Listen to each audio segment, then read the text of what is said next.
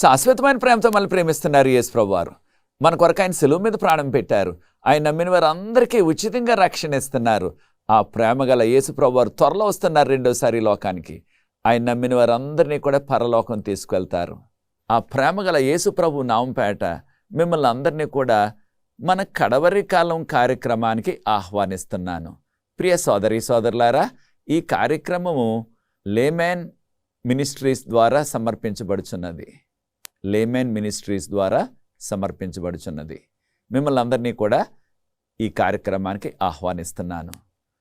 దేవుని యొక్క మహాకృపను బట్టి మనము మరొక అంశాన్ని బైబిల్ గ్రంథం నుంచి ధ్యానించబోతున్నాం. అది మరణించిన వారు మరలా తిరిగి బ్రతుకుతారా అనే అంశాన్ని బైబిల్ గ్రంథం నుంచి మనం ధ్యానించబోతున్నాం. ఇది మొదటి ఎపిసోడ్. అనేకమైన విషయాలు ఉన్నాయి కనుక వచ్చే ఎపిసోడ్లో కూడా ఈ అంశాన్ని బైబిల్ గ్రంథం నుంచి మనం ధ్యానించబోతున్నాం. ప్రార్థన చేసుకుని ఇది నా వాక్య పరిచర్యలో కొనసాగుదాం. పరిశుద్ధ ప్రేమగల మా తండ్రి, మీకు స్తుతులు స్తోత్రాలు వందనాలు చెల్లిస్తున్నాం. మమ్మల్ని, మా కుటుంబాల్ని, మా సంఘాలని మీరు ప్రేమించే అవకాశాన్ని ఇస్తున్నారు.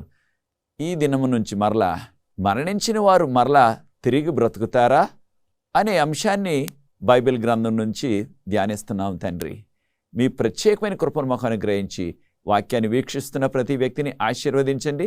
ఈ పరిచర్య ముందు కొనసాగటానికి ఎవరైతే సహకరిస్తున్నారో వారందరినీ ఆశీర్వదించమని, పరలోకపు జ్ఞానాన్ని మాకు ప్రసాదించి పరిశుద్ధాత్మతో మమ్మల్ని నింపి ఈ లోతైన మర్మాలు మేము నేర్చుకుని మీకు యోగ్యమైన కుమారులుగా కుమార్తెలుగా జీవించే కృప ఈ కడవరి కాల చివరి దినాల్లో మాకు అనుగ్రహించమని యేసు ప్రభువు వారి పరిశుద్ధమైన నామమును బట్టి ప్రార్థిస్తున్నాను తండ్రి, ఆమేన్. ప్రియ సోదరి సోదరులారా, మరణించిన వారు మరలా తిరిగి బ్రతుకుతారా? ప్రతి కుటుంబానికి కూడా ఉన్న గొప్ప నిరీక్షణ ఏమిటంటే, మరలా చనిపోయిన మా కుటుంబ సభ్యుల్ని మరలా నేను కలుసుకోవాలా, మరలా వారితో మాట్లాడాలా అనే ఆ యొక్క కోరిక ఉంటుంది. తప్పకుండా ఇది మనందరికీ కూడా ఉండే కోరికే. అయితే ప్రియ సోదరి సోదరులారా, చనిపోయిన వారు మరలా బ్రతుకుతారా? ఈ విషయాన్ని మనం బైబిల్ గ్రంథం నుంచి నేర్చుకోబోతున్నాం. ఈ మరణం అనేది ఎలా వచ్చింది ఈ లోకానికి అనే విషయాన్ని మనం క్లుప్తంగా నేర్చుకోబోతున్నాం. ఆదిలో ఆ ఏదేను తోటలో సాతాను సర్పం రూపంలో, ఆ పాము రూపంలో ప్రత్యక్షమయ్యి ఈ విధంగా ప్రశ్నించాడు అవ్వమ్మ గారిని. ఏమని? దేవుడు ఈ తోటలో ఉన్న ఏ చెట్టునైనా సరే ఆ చెట్టుకొచ్చే పండును మిమ్మల్ని తినొద్దని చెప్పాడా దేవుడు అని ప్రశ్నించగా వెంటనే అవ్వ జవాబు చెప్పేసింది. ఏమని? దేవుడు మాకు ఖచ్చితంగా ఆంక్ష వేశారు, ఈ చెట్టు పండుని తినొద్దన్నారు, ఈ మంచి చెడ్డలు తెలియచేసే ఈ చెట్టు పండును తినొద్దన్నారు. అది తిన్నదినాన్న దాన్ని పట్టుకుంటే, దాన్ని ముట్టుకుంటే వెంటనే మీరు చనిపోతారని దేవుడు చెప్పారు అని అవ్వ జవాబు చెప్పింది. ఈ విషయాలు మనం ఆదికాండం 3వ అధ్యాయాన్ని ప్రార్థనాపూర్వకంగా చదవండి. అయితే వెంటనే ఆ సాతాను సర్పరూపంలో ఉండి ఏమని చెప్పాడు? మీరు చావనే చావరు, మీ కన్నులు తెరవబడును, మీరు దేవుని వలె అయిపోతారు అని చెప్పగానే అవ్వ మోసపోయి ఆశపడి నేను కూడా దేవునిలాగా అయిపోవాలని వెంటనే దేవుడు ఎంతో విపులంగా చెప్పారు, ఈ చెట్టు పండును తినవద్దు అని. ఆ చెట్టు పండు కోసుకుని తను తిని దానితో ఆగిపోకుండా ఆ యొక్క చెట్టు పండును తీసుకువెళ్ళి తన యొక్క భర్త అయిన ఆదాము గారికి కూడా ఇచ్చాడు. అప్పటి నుంచి ఈ లోకంలోనికి మరణం అనేది ప్రవేశించింది. అయితే ప్రియ సోదరి సోదరులారా, ఒక ప్రత్యేకమైన విషయాన్ని మనం గుర్తిస్తున్నాం. అదేమిటంటే, ఈ లోకంలో జీవిస్తున్న మానవాళికంతటికీ కూడా ఈ మరణం ప్రాప్తించింది. ఎవరి ద్వారా? ఆదిలో ఆదాము అవ్వ ద్వారా. దేవుడు తినొద్దన్న పండును వారు తిన్నారు కనుక వారికి వెంటనే దేవుడు ముందుగానే చెప్పారు కదా హెచ్చరికగా, ఈ చెట్టు పండును తినవద్దని. కనుక వారి ద్వారా ఈ మరణం లోకంలోనికి ప్రవేశించింది. కనుక మరణాన్ని ఎవ్వరూ కూడా తప్పించుకోలేరు. మనందరికీ తెలిసినట్లుగా ఒక ప్రాంతాన్ని పరిపాలించే రాజైనా, వ్యవసాయం చేసుకునే రైతైనా, చదువుకున్న వారైనా చదువు లేని వారైనా, ధనవంతులైనా పేదవారైనా, చిన్నపిల్లలకు కూడా యవనస్తులకు కూడా మరణం అనేది వస్తుంది. ఆ మరణం వచ్చినప్పుడు మనం గమనిస్తూ ఉంటాం, ఎండిపోయిన చెట్టు నుంచి ఆకులు కిందకి రాలిపోయినట్లుగా మనుషులు మరణం వచ్చినప్పుడు పడిపోతారు.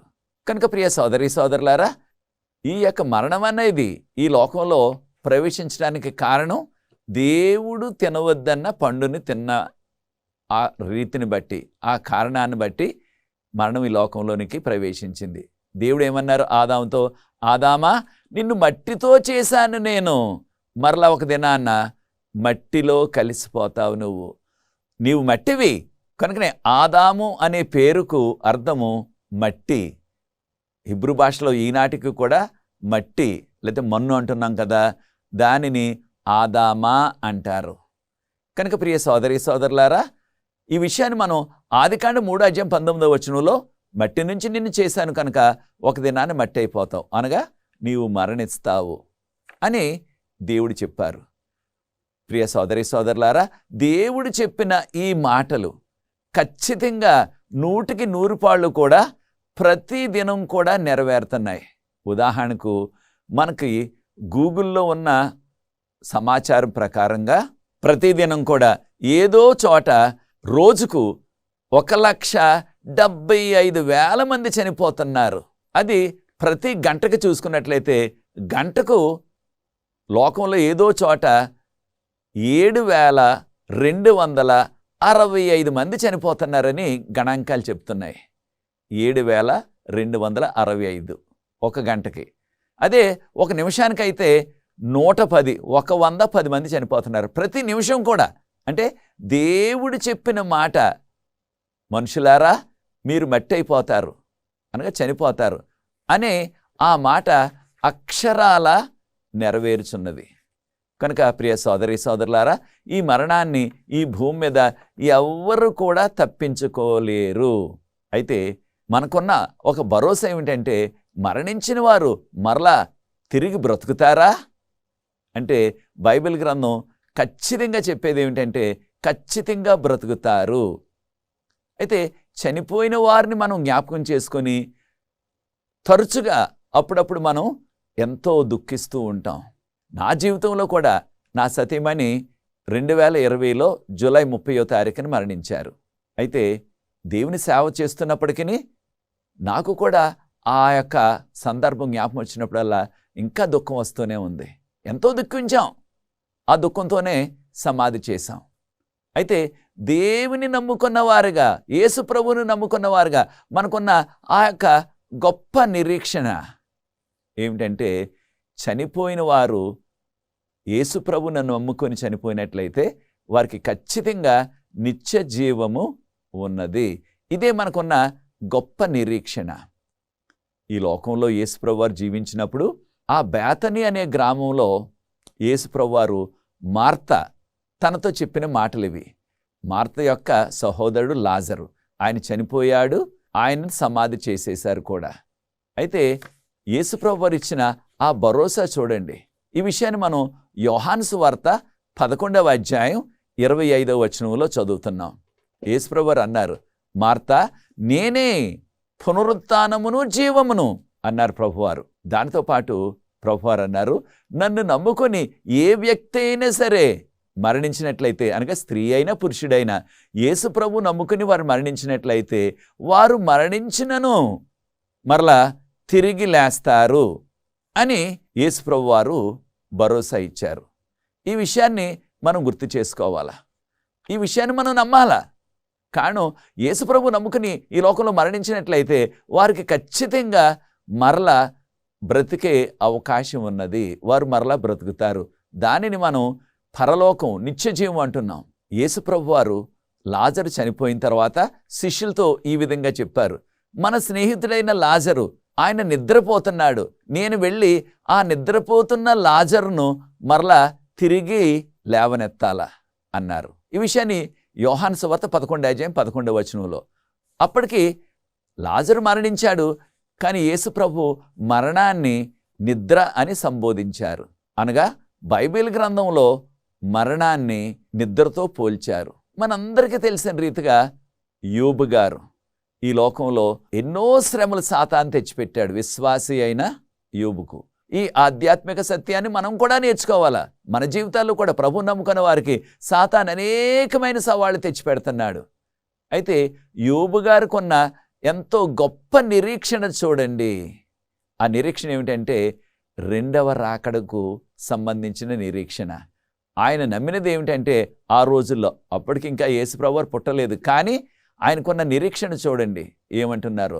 యోబు గ్రంథం 19:25. యోబు 19:25 నా యొక్క విమోచకుడు ఆయన సజీవుడు, ఆయన ఆ ఆఖరి దినాన ఈ భూమి మీదకు వస్తారు అని దేవుని యందు గల ఆ నిరీక్షణను వ్యక్తపరిచారు యోబు గారు. నా విమోచకుడు అనగా నా దేవుడు, నా రక్షకుడు, ఇంగ్లీష్లో రిడీమర్ అంటున్నాం. ఆయన సజీవుడు, ఆయన ఆఖరి దినాన ఈ భూమి మీదకు వస్తారు. వచ్చినప్పుడు ఏం జరుగుతుంది? అప్పుడు మృతులందరూ కూడా లేపబడతారు. అప్పుడు యోబు గారు చెప్పిన ఆ గొప్ప నిరీక్షణ మాటలు చూడండి. నేను అనగా యోబు గారు చెప్తున్న ఆ మాటలు. యోబు గ్రంథం 19:26 ఈ మాటలు మనం చదువుతున్నాం. నా యొక్క శరీరం అది చీకిపోయి ఇది పురుగులతో తినివేయబడినప్పటికీ, మనందరికీ తెలిసిన రీతిగా చనిపోయిన తర్వాత ఎవరినైనా సరే మనం సమాధి చేసినప్పుడు, భూమిలో సమాధి చేసినప్పుడు ఆ యొక్క వ్యక్తి యొక్క శరీరాన్ని ఆ పురుగులు తినేస్తాయి, శరీరం అంతా కూడా. అయితే నా శరీరాన్ని, ఈ శరీరం చీకిపోయి పురుగులు తినేసినప్పటికీ నేను మరలా నా శరీరంతో, నేను నా దేవుని చూస్తాను అని ఆ గొప్ప నిరీక్షణను ఆయన తెలియచేశాడు. అనగా యోబు గారికి ఉన్న ఆ గొప్ప నిరీక్షణ ఏమిటంటే, ఒక దినాన నేను మరణించినప్పటికీ మరలా శరీరంతో, దీన్ని మనం మహిమ శరీరం అంటున్నాం. బైబిల్ గ్రంథం మహిమ శరీరం అని బోధిస్తుంది. ఆ మహిమ శరీరంతో లేస్తాను, ఆ మహిమ శరీరంతో లేచి నేను నా దేవుని చూస్తాను అని తన యొక్క విశ్వాసాన్ని వ్యక్తపరిచాడు. కనుక ప్రియ సోదరి సోదరులారా, మనము కూడా ఈ గొప్ప నిరీక్షణను మనము కలిగి ఉండాలి విశ్వాసులుగా. కారణం, ఎవరైతే యేసు ప్రభువును నమ్ముకొని వారు ఈ లోకంలో మరణించినప్పటికీ ఒక దినాన మరలా వారు బ్రతికి మహిమ శరీరాలతో వారు పరలోకానికి తీసుకువెళ్ళబడతారు.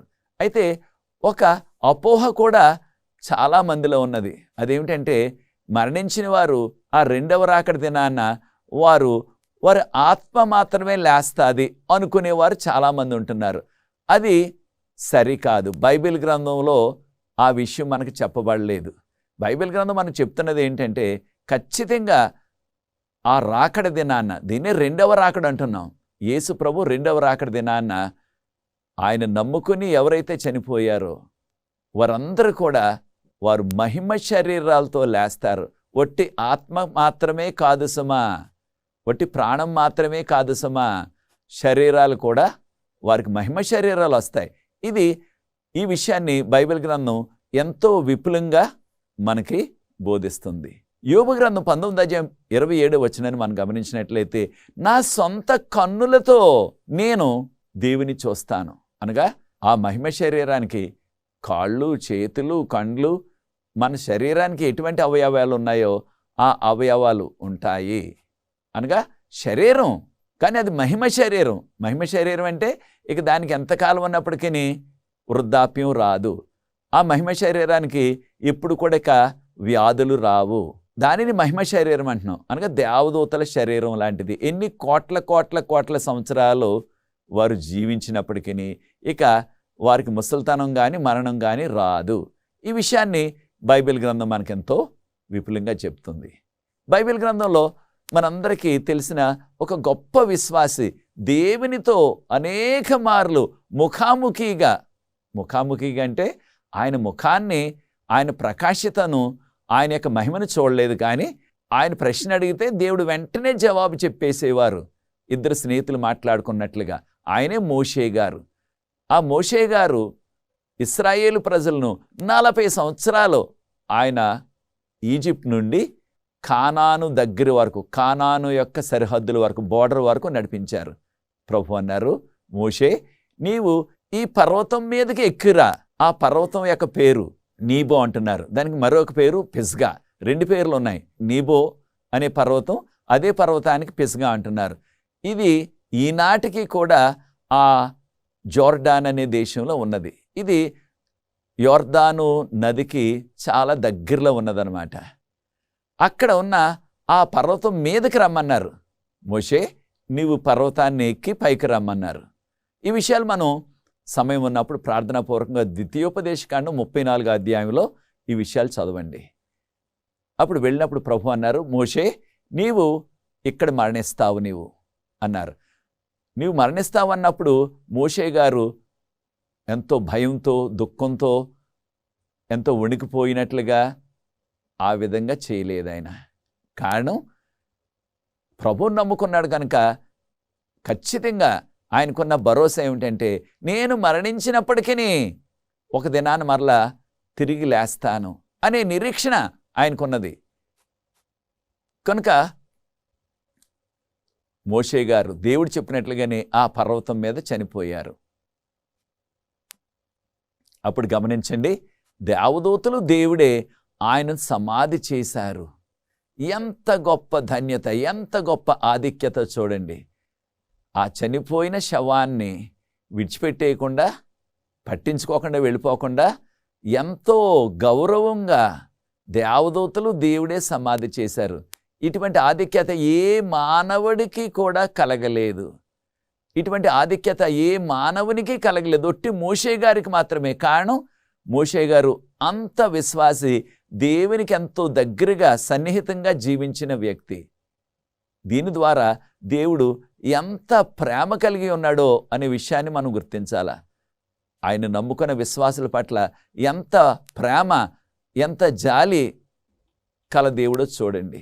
కనుక మోషే గారి యొక్క శవాన్ని దేవుడు, దేవదూతలే సమాధి చేశారు.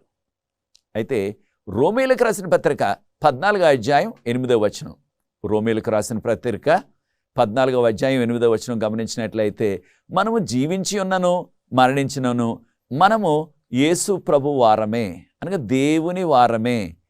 మనం బ్రతుకున్నా విశ్వాసులుగా, ఒకవేళ మరణించిన మనము దేవునికి చెంది ఉన్నాము, దేవుడే మనల్ని చూసుకుంటారు అని రోమీయులకు రాసిన పత్రిక 14వ అధ్యాయం 8వ వచనంలో మనం గమనిస్తున్నాం.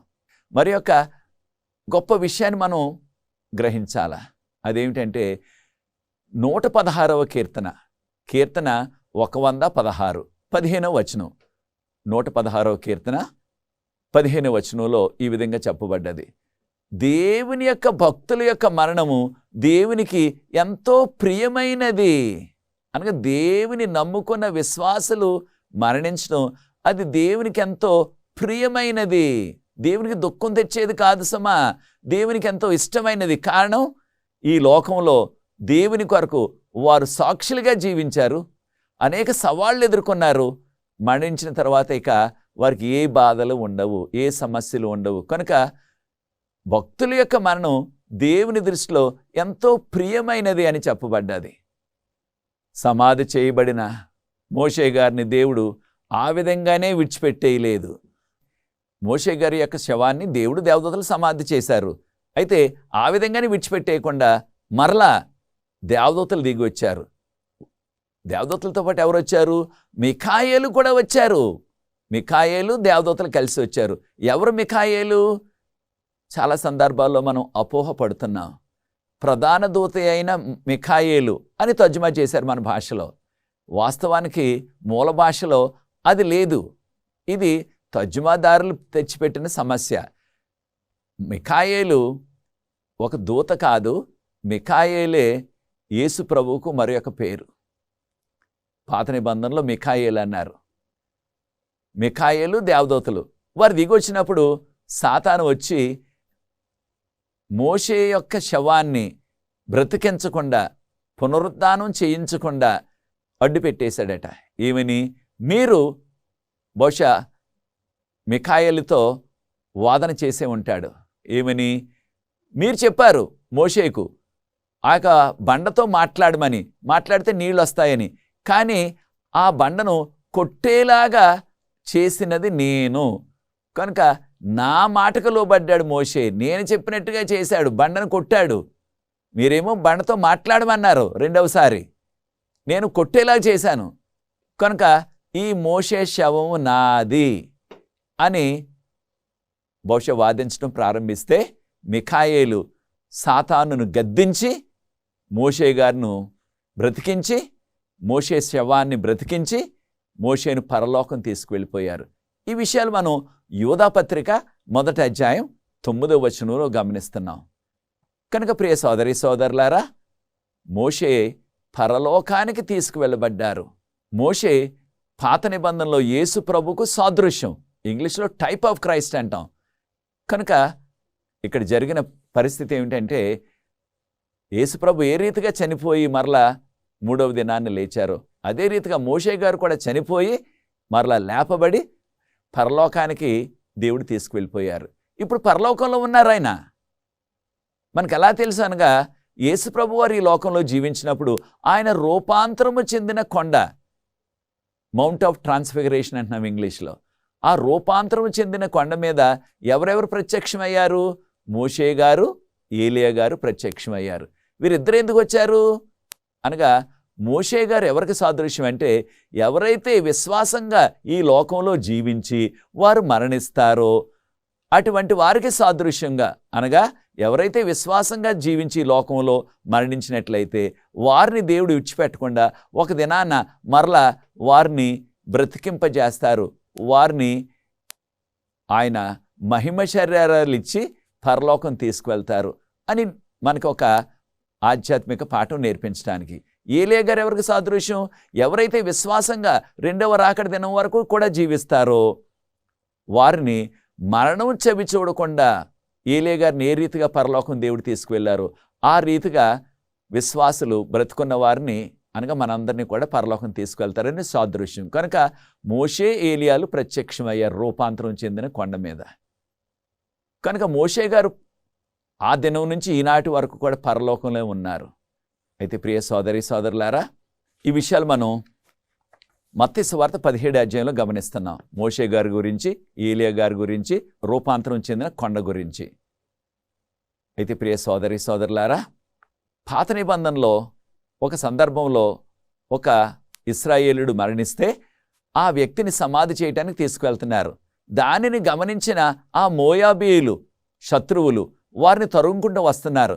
వారు త్వరగా శత్రువులు వచ్చేస్తున్నారని ఆ మరణించిన వ్యక్తి యొక్క శవాన్ని ఎలీషా ప్రవక్త గారి యొక్క సమాధిలో త్వరగా పెట్టేసి వెళ్ళిపోయారు.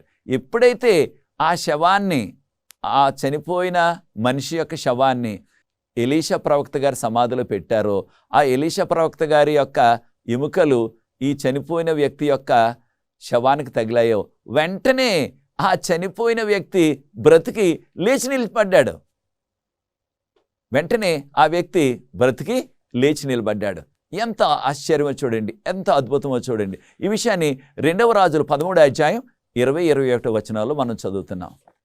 కనుక పాత నిబంధనలో కూడా ఈ ఇద్దరు వ్యక్తులు కూడా చనిపోయిన వారు మరలా బ్రతికినట్లుగా మనకి ఆధారాలు ఉన్నాయి.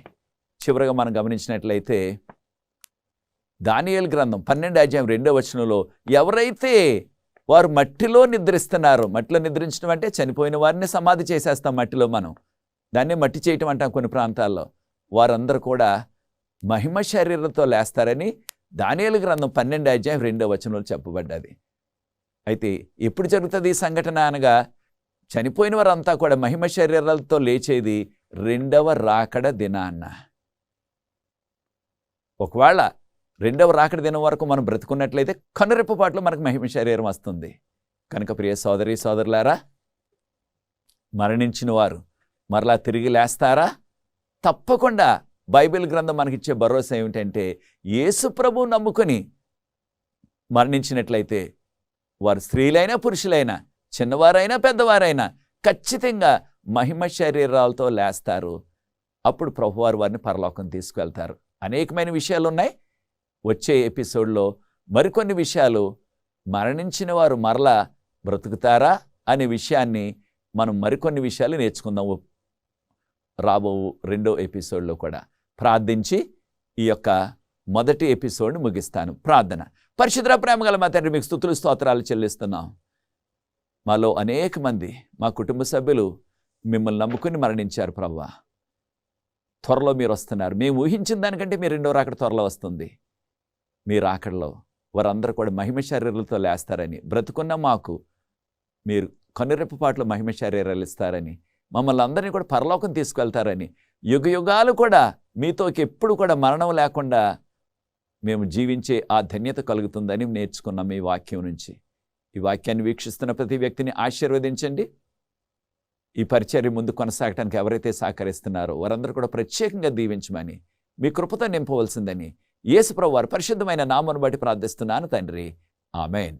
ప్రియ సోదరి సోదరులారా, ప్రభువు మిమ్మల్ని ప్రేరేపించినట్లయితే పరిచర్య ముందు కొనసాగటానికి మీరు కూడా సహకరించండి, ప్రార్థించండి. ప్రభు మిమ్మల్ని ప్రత్యేకంగా దీవించుగాక. వచ్చే ఎపిసోడ్లో 2వ ఎపిసోడ్లో మరలా కలుసుకుందాం. God bless you.